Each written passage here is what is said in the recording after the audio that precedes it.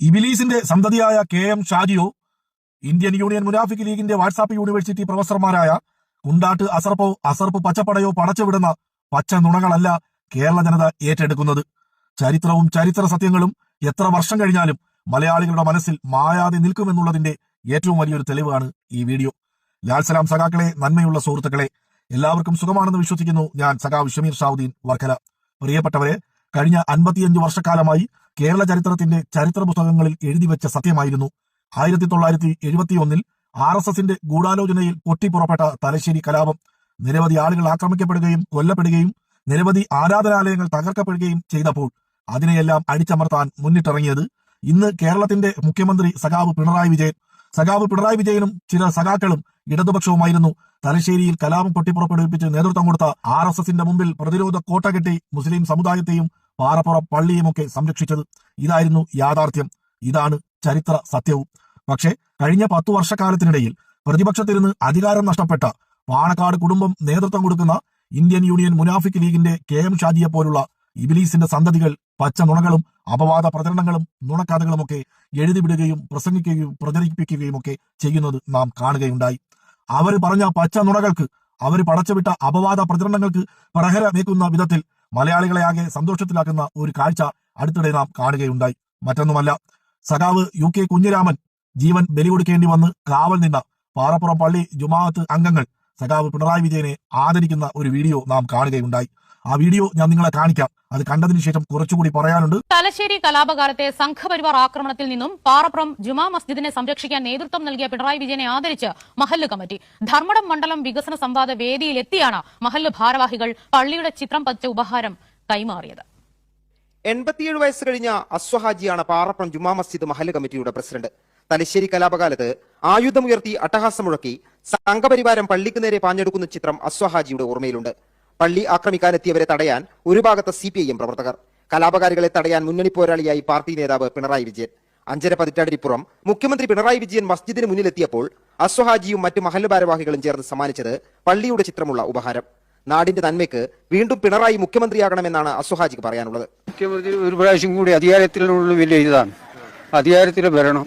എന്തുകൊണ്ടാണെന്ന് വെച്ചാൽ ഈ 10 കൊല്ലം കൊണ്ട് എത്രയോ പുരോഗമനം വ്യക്തിയിലുണ്ട്. ഈ 10 കൊല്ലത്തെ ഭരണത്തിൽ എത്രയോ ജനങ്ങൾക്കോ നാട്ടുകാർക്കും നാട്ടിനും വേണ്ടി എത്രയോ പുരോഗമനം. ഈ പിണറായി ദേശം മാത്രമല്ല, എല്ലാ ദേശത്തിലും പേപ്പർ കൊണ്ട് വായിച്ച് നോക്കുമ്പോൾ എല്ലാ നിലയിലും ഒരു പുരോഗമനമാണ് മുഖ്യമന്ത്രി അതൊരു അധികാരത്തിലും കാണുന്നത്. പാറപ്പുറം ജുമാ മസ്ജിദിനെ ഒരു പോറൽ പോലും ഏൽക്കാതെ സംരക്ഷിച്ചതിന് CPIMനോടും പിണറായിയോടുമുള്ള കടപ്പാടാണ് അറിയിച്ചതെന്ന് മഹല്ല് കമ്മിറ്റി സെക്രട്ടറി റൌഫ്. തലശ്ശേരി കലാപത്തില് മുഖ്യമന്ത്രി അന്ന് ഈ പാറപ്പുറത്ത് വന്ന് ഈ നാട്ടിലെ വീടൊക്കെ ഒരു മുസ്ലിം വീടുകളൊക്കെ സംരക്ഷിക്കുന്ന ഒരവസ്ഥയുണ്ടായിരുന്നു. കലാപം അടിച്ചമർത്താനും അന്ന് ജനങ്ങളെ അണിനിർത്താനും വളണ്ടിയർമാർ ഉപയോഗിച്ചുകൊണ്ട് എല്ലാ വീട്ടിലും കാവൽ നിർത്തിക്കൊണ്ട് അന്ന് സംരക്ഷിച്ച ഒരു മുഖ്യമന്ത്രിയാണ് ഇന്ന് നമ്മളെ പിണറായി വിജയൻ. തലശ്ശേരി കലാപകാലത്ത് ജീവൻ കൊടുക്കേണ്ടി വന്നത് CPIMന് മാത്രമാണെന്ന് പ്രസംഗത്തിൽ മുഖ്യമന്ത്രിയും ചൂണ്ടിക്കാട്ടി. തലശ്ശേരി കലാപകാലത്ത് സംഘപരിവാറുകാർ ആക്രമിച്ച് തകർക്കാൻ ശ്രമിച്ച പാറപ്പുറം ജുമാ മസ്ജിദ് ജീവൻ കൊടുത്തും പള്ളി സംരക്ഷിക്കുമെന്ന് പ്രഖ്യാപിച്ച് അന്ന് ഇവിടെ കാവലിരുന്നത് പിണറായിയുടെ നേതൃത്വത്തിലുള്ള CPIM പ്രവർത്തകർ.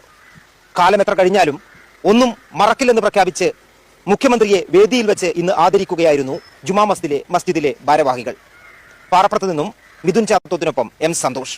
ഇനിയൊരു വീഡിയോയും കൂടി ഞാൻ നിങ്ങളെ ഒന്ന് ജസ്റ്റ് കാണിക്കാം. മുമ്പ് കാണിച്ചതാണ്, എന്നാലും ഒരു പൂർണ്ണതയ്ക്ക് വേണ്ടി ആ വീഡിയോ ഒന്ന് കാണിക്കുകയാണ്. സഖാവ് പിണറായി വിജയന് പിണറായി പാറ അറിയാലോ. പിണറായി പാറയിൽ ഒരു പള്ളി ഉണ്ടായിരുന്നു.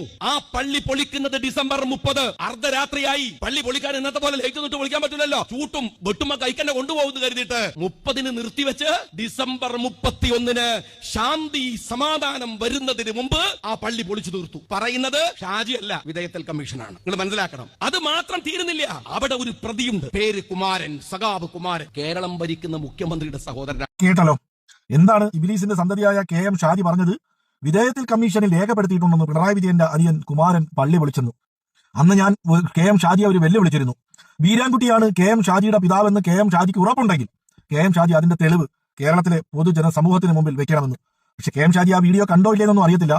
KM ഷാജിക്ക് ആ അങ്ങനെ ഒരു കാര്യം ചെയ്യാൻ പറ്റത്തില്ല. ഷാജി, നിന്നെയും നിന്നെ പോലുള്ള പല തന്തയ്ക്ക് പറഞ്ഞവന്മാർ രാഷ്ട്രീയം കുപ്പായവും ഇട്ട് കേരളത്തിലെ മതസൗഹാർദ്ദത തകർക്കുന്നതിനു വേണ്ടി കള്ളക്കഥകളും അപവാദ പ്രചരണങ്ങളും പടച്ചുവിടുമ്പോൾ കേരളത്തിന്റെ ചരിത്രത്തെയും ചരിത്ര സത്യത്തെയും നെഞ്ചിലേറ്റിയ ലക്ഷക്കണക്കിന് ആൾക്കാർ ജീവിച്ചിരിപ്പുണ്ട് എന്നുള്ളതിന്റെ തെളിവാണ് പാറപ്പുറം ജമാഅത്തിലെ ഭാരവാഹികൾ സഖാവ് പിണറായി വിജയനെ അനുമോദിക്കാനെത്തിയത്. ഇസ്ലാം മതത്തിന്റെ പേരും പറഞ്ഞ് ഇസ്ലാം മതത്തിന്റെ അട്ടിപ്പേറവകാശവും പേറി സുഖലോലുപരായി കഴിയുന്ന പാണക്കാട്ടത്തെ ഇബിലീസുകളും പിന്നെ ഇബിലീസ് ആർക്കൊക്കെയോ ജന്മം കൊടുത്ത ഇബിലീസിന്റെ സന്തതികളും ഇസ്ലാം മതത്തിന്റെ പേരിൽ കേരളത്തിൽ തന്തയില്ലാത്തരം കാണിക്കുമ്പോൾ ആ തന്തയില്ലാത്തരത്തിന് ഏൽക്കുന്ന ചുട്ട മറുപടികളാണ് ഇതുപോലെയുള്ള യഥാർത്ഥ ഇസ്ലാം മത വിശ്വാസികൾ ചരിത്രത്തെ മുറുകെ പിടിക്കുന്നതെന്നും കൂടി നിങ്ങളൊക്കെ ഓർക്കേണ്ടതുണ്ട്. അതിന്റെ ഇടയിൽ ഒന്നുകൂടി പറയുന്നു, വീരാൻകുട്ടിയുടെ മകനാണ് KM ഷാജി എന്ന് നിനക്കുറപ്പുണ്ടെങ്കിൽ കേരളത്തിലെ പൊതുസമൂഹത്തിന് നീ ഈ സത്യമൊന്ന് ബോധ്യപ്പെടുത്തണം.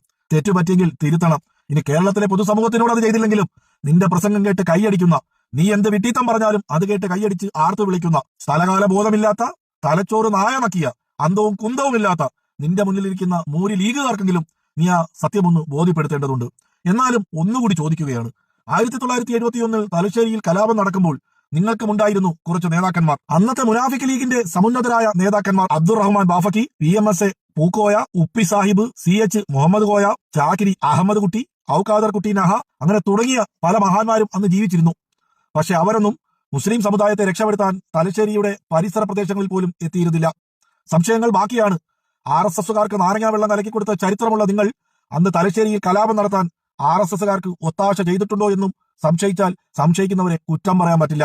കാരണം സംഘപരിവാർ ഇഴയാൻ പറഞ്ഞാൽ മുട്ടിലിഴഞ്ഞ് നക്കലാണല്ലോ നിങ്ങൾക്ക് പതിവ്. ചരിത്രങ്ങളെയും സത്യങ്ങളെയും വളച്ചൊടിച്ച് കള്ളക്കഥകൾ മെനഞ്ഞ് എത്രയൊക്കെ ജനങ്ങളെ പറ്റിക്കാൻ ഇന്ത്യൻ യൂണിയൻ മുനാഫിക് ലീഗും പ്രവർത്തകരും പാണക്കാട് കുടുംബവും ശ്രമിച്ചാലും സത്യത്തെ മുൻനിർത്തി ചരിത്രങ്ങൾ വിളിച്ചു പറയാൻ